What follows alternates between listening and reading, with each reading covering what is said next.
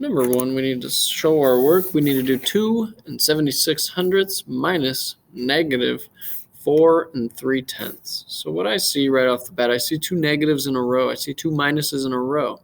That means the opposite of the opposite, which means both of these turn into plus. So this is two positive numbers now being added together because we were doing the opposite of subtraction, which is addition. So you're going to add these together. Be careful. Make sure you line up your decimal. Line up decimal. Have to do that if you're going to add and subtract decimals. Number two, in order to subtract a fraction, we need to make sure we have a common denominator. That's not a word. Common denominator.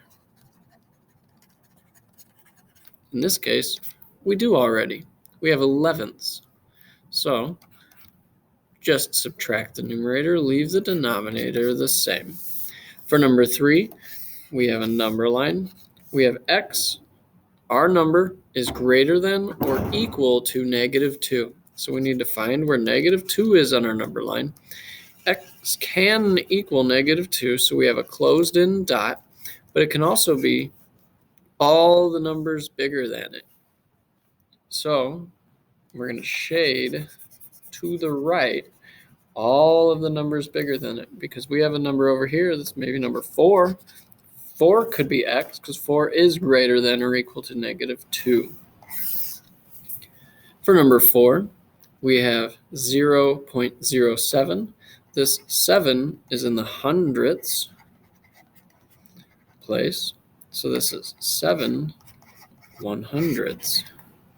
And there's your percent as well. Percent means out of 100. So we have 7 out of 100. So we have our fraction and our percent already. For number 5, we need to simplify this. We need to do these operations. We'll do the parentheses first. We'll do the left one. With multiplying fractions, we can go straight across. So this left one turns into, well, 1 times 3 is 3.